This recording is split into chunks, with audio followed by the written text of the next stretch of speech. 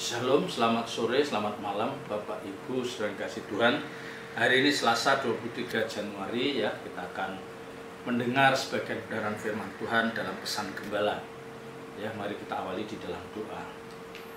Segala puji, hormat dan syukur kami naikkan ke hadirat-Mu Bapa yang kami sembah. Kami agungkan dalam nama Tuhan Yesus Kristus. Kami mengucap syukur atas penyertaan dan pemeliharaan sepanjang hari.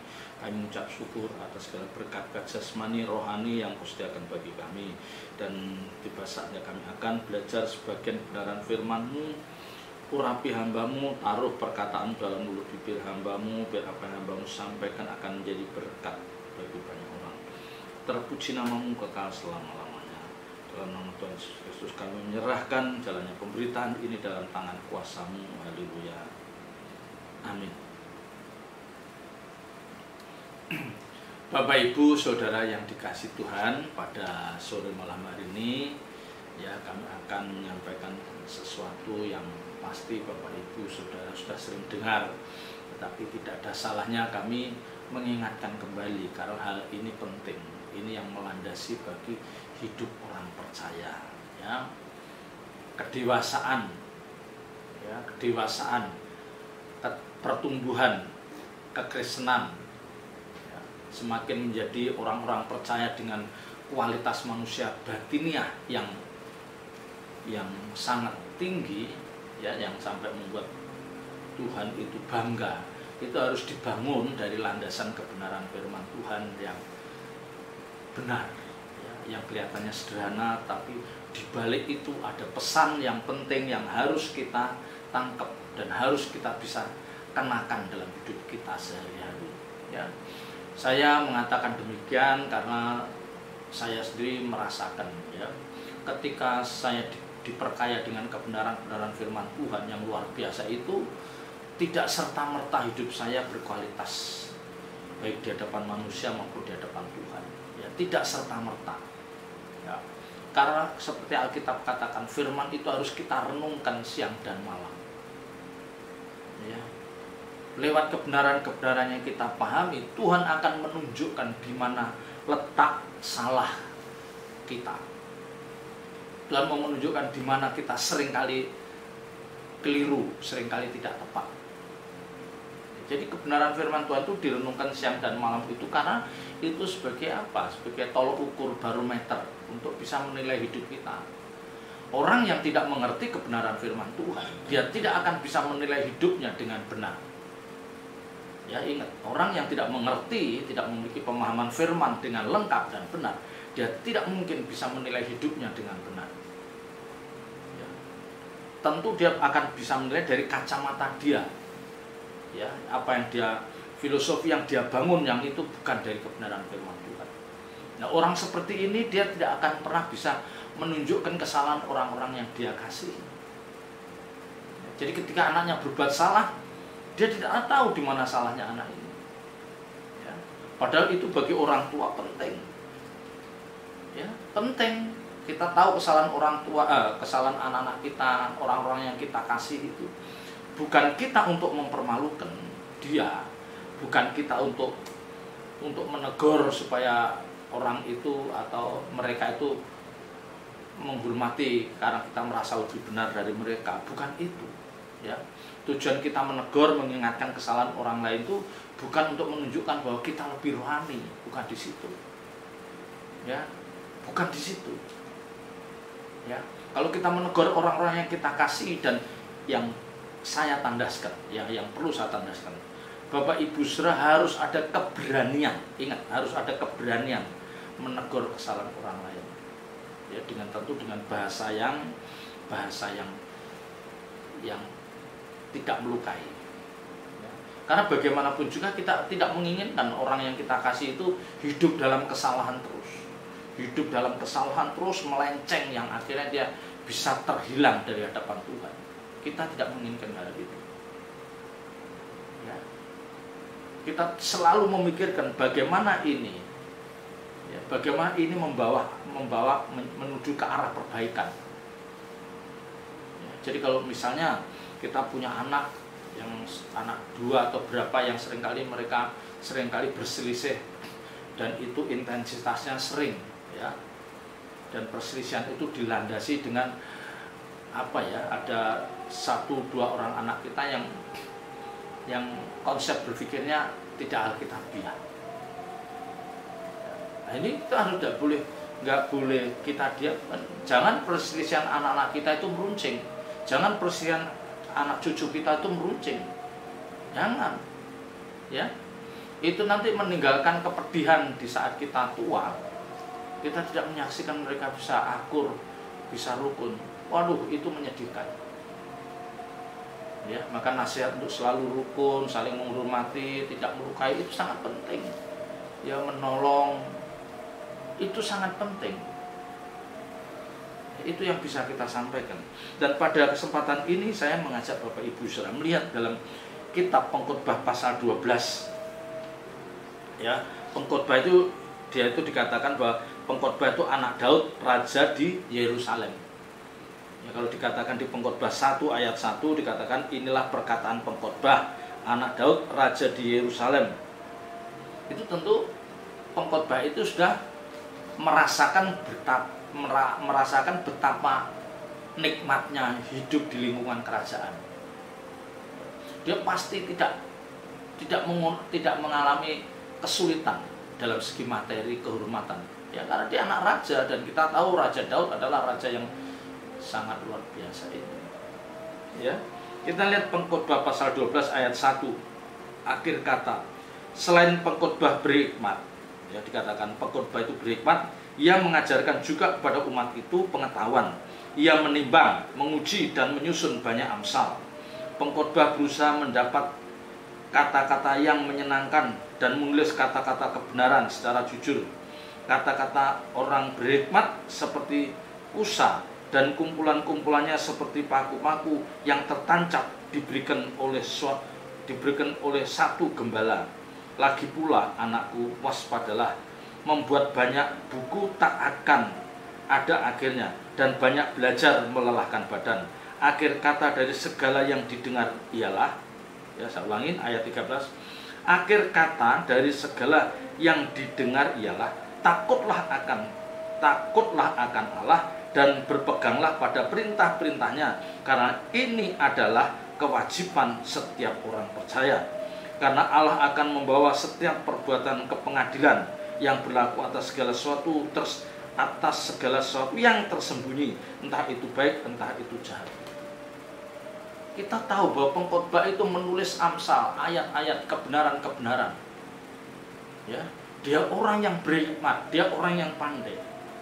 Ya, tentu dia bukan orang yang sempurna, ya, tetapi dia dipakai oleh Allah untuk menyampaikan kebenaran ini kepada banyak orang.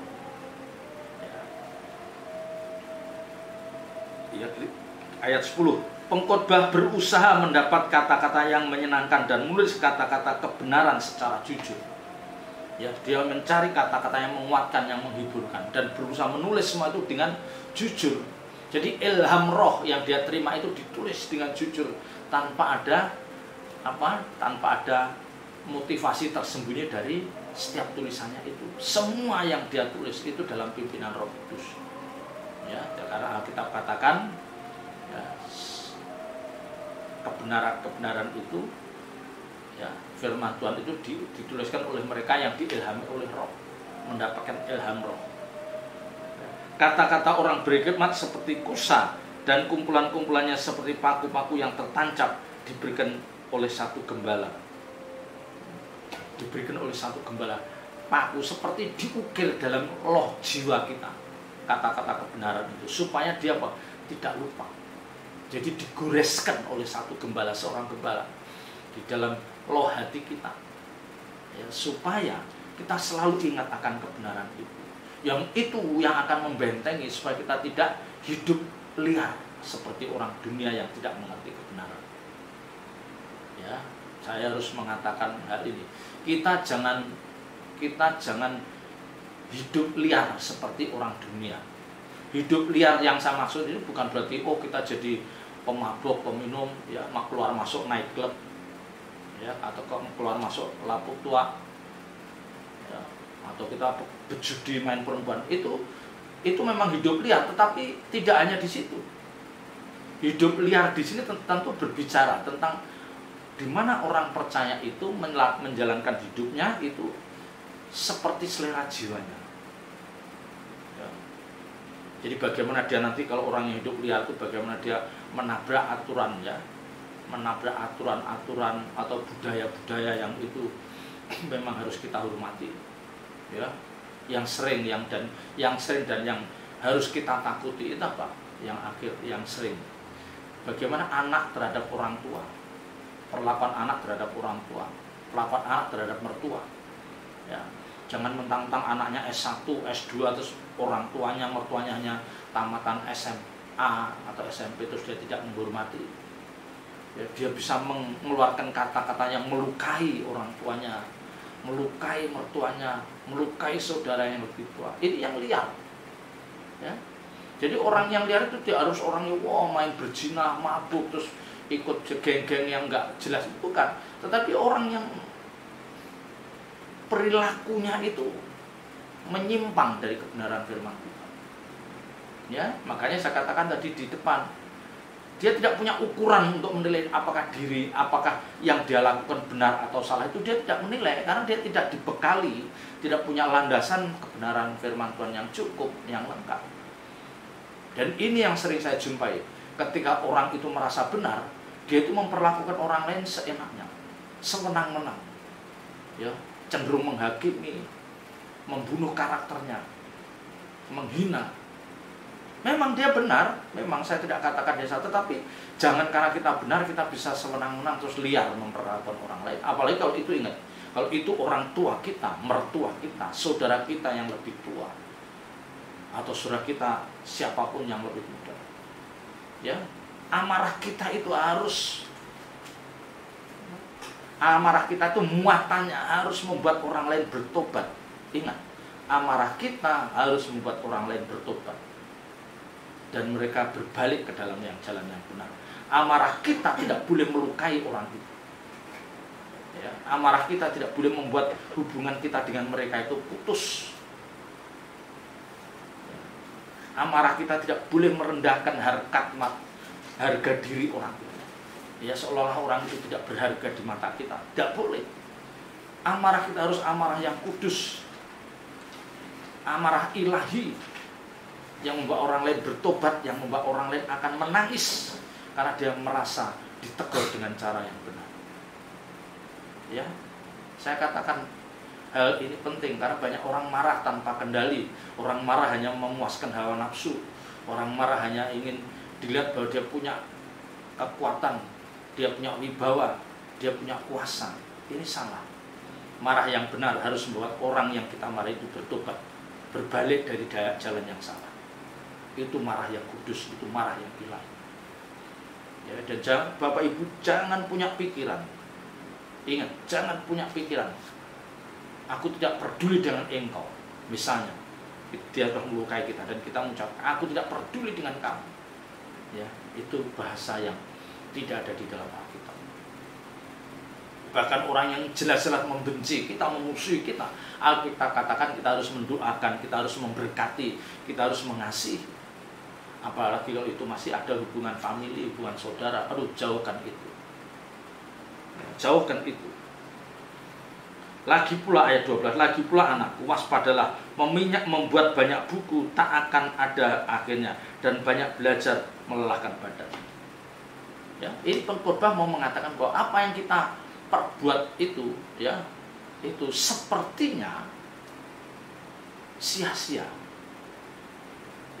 Sepertinya sia-sia, tetapi nanti kita lihat di dalam kalimat terakhir itu, ya, belajar itu melelahkan. Ya, memang benar. Dan banyak belajar melelahkan, tapi bukan berarti kita nggak belajar, kita nggak kerja keras. Nanti di balik ucapan pengkhotbah itu pasti ada satu hal yang dia bidik, ya, dia inginkan supaya ini loh yang penting dari semuanya itu ini. Ya, kita lihat di dalam ayat 13. Akhir kata dari segala yang didengar ialah, nah ini, akhir kata dari segala yang didengar ialah.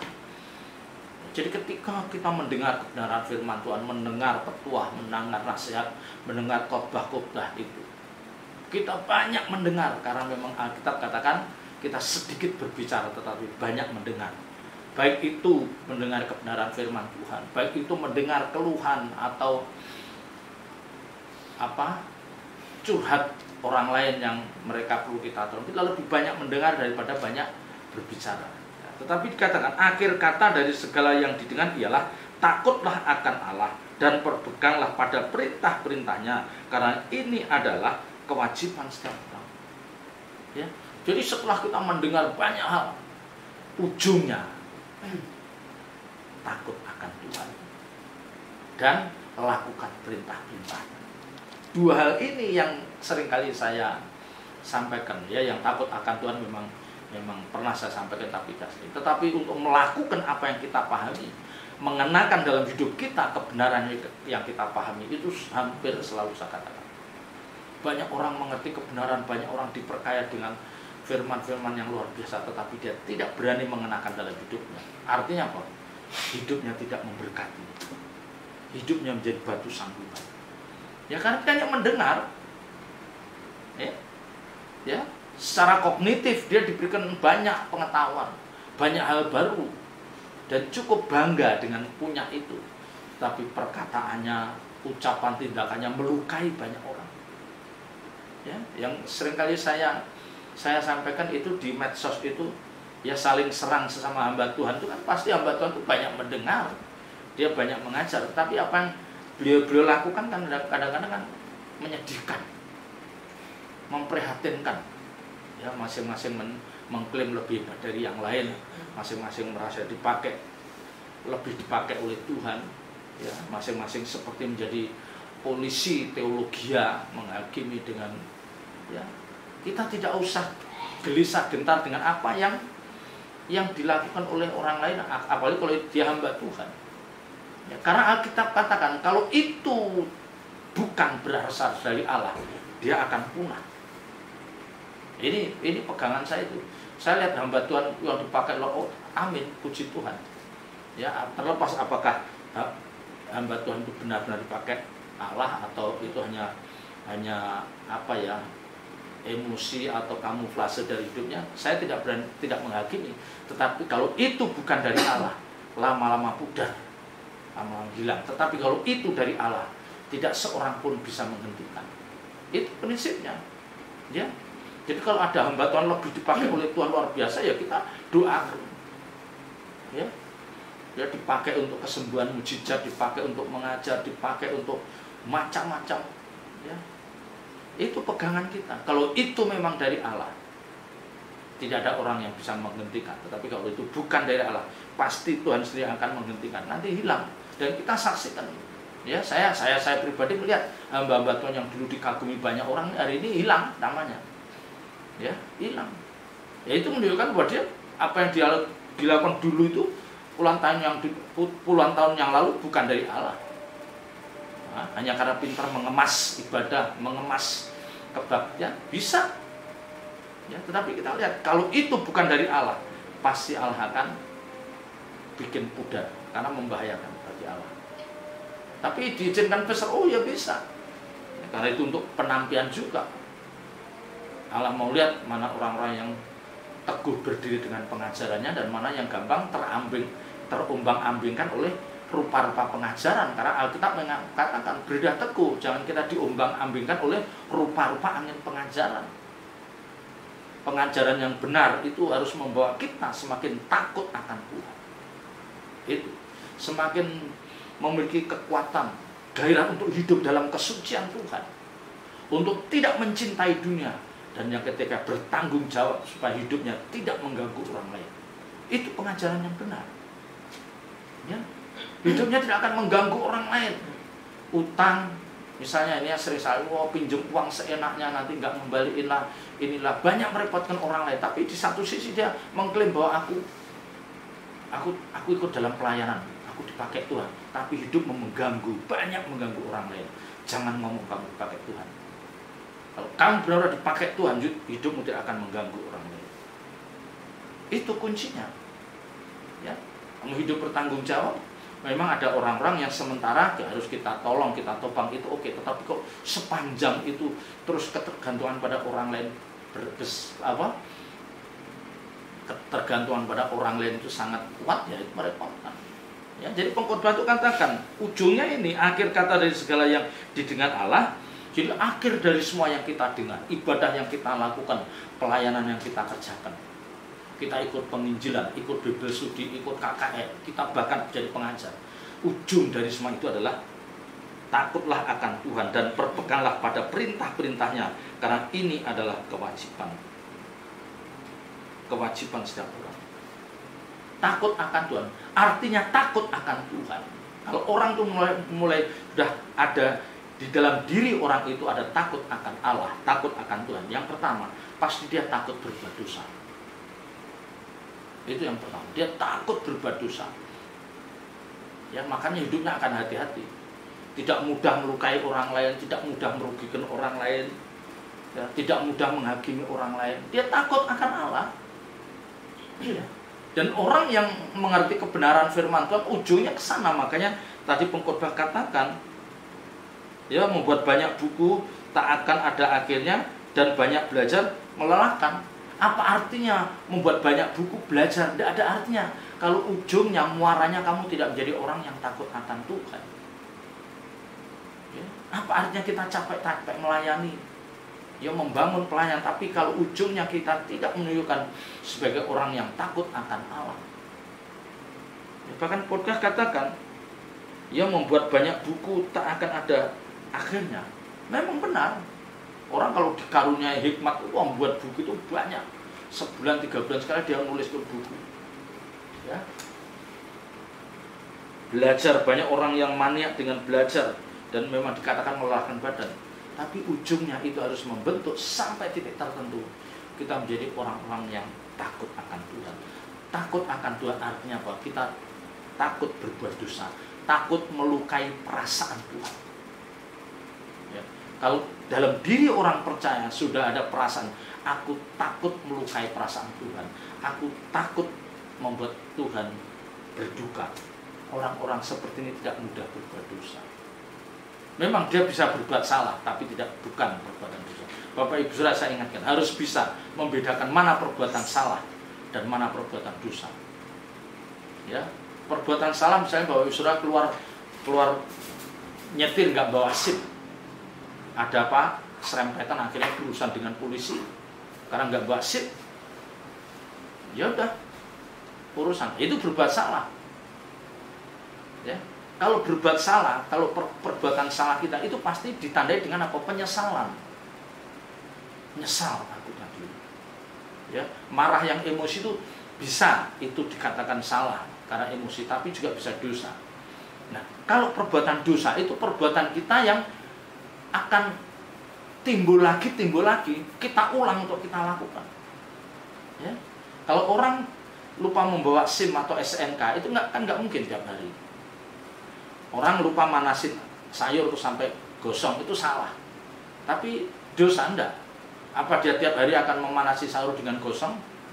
Kan enggak. Ya. Nyalain air keran terus lupa nutup. Salah. Dosa enggak. Karena dia tidak mungkin tiap hari dia menyalakan air keran terus tidak ditutup-tutup, enggak mungkin. Ya, hanya orang enggak beres kalau begitu. Jadi Bapak Ibu harus bisa membedakan mana perbuatan salah dan mana perbuatan dosa. Kalau perbuatan dosa yang paling membahayakan ketika dia melakukan sesuatu yang itu dosa tetapi dia menikmati. Nah, ini yang paling bahaya. Ingat, dia menikmati.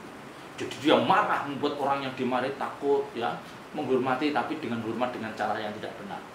Wah, dia bangga, nanti marah lagi. Wah, jadi terkenal, wah, dia ditakutin orang. Tapi takutnya itu, orang takut itu bukan karena ingin bertobat, karena memang dia punya kuasa. Takut ancaman fisik. Ya, ini yang nggak boleh. Kita berbuat dosa. Kalau dosa itu perbuatan salah yang kita nikmati berulang-berulang. Ya, orang yang pergi ke tempat perjudian itu pasti dosa karena dia mengulangi. Ke tempat maksiat itu dia mengulangi, nggak mungkin sekali terus enggak. Kalau enggak itu berarti dia bertobat. Ya. Jadi takut akan Tuhan itu membuat kita takut melukai hati Tuhan, takut mengecewakan Tuhan. Nah, dengan landasan itu kita pasti tidak mungkin kita semena-mena memperlakukan orang lain. Nah, di sini yang akan saya bicarakan. Kita tidak mungkin semena-mena memperlakukan orang lain. Baik kita dalam posisi benar, baik kita dalam posisi yang punya kuasa, punya otoritas untuk menghukum orang, tapi kita tidak semena-mena. Ya, jadi akhir ujung dari semua yang kita lakukan, mari kita bisa mewujudkan menjadi pribadi yang takut akan Tuhan dan memegang dan melakukan perintah-perintahnya. Ya, karena itu kewajiban seorang, kewajiban setiap orang. Karena Allah akan membawa setiap perbuatan ke pengadilan yang berlaku atas segala sesuatu tersembunyi, entah itu baik, entah itu jahat. Karena kita tahu bahwa ada penghakiman yang menunggu kita. Ujungnya kita akan dihakimi. Perbuatan baik kita mana? Perbuatan buruk kita juga akan bisa ditunjukkan oleh Tuhan. Jadi bangunlah kehidupan yang takut akan Allah, takut akan Tuhan. Ya, kita tidak akan mungkin semena-mena memperlakukan orang lain. Dan itu tidak mudah. Itu tidak mudah. Jadi ketekunan, kesetiaan kita ibadah harus mengerucut kita menjadi orang yang takut melukai hati Tuhan. Karena itu salah satu wujud takut akan Tuhan. Ya, selamat berjuang, Tuhan Yesus memberkati. Bapa di surga, kiranya Engkau meteraikan firman dalam setiap hati kami, dan Roh Kudus memberikan setiap kami kekuatan untuk kami gairah untuk mendengar suara-Mu dan melakukan kebenaran firman. Dalam nama Tuhan Yesus Kristus kami berdoa. Haleluya. Amin.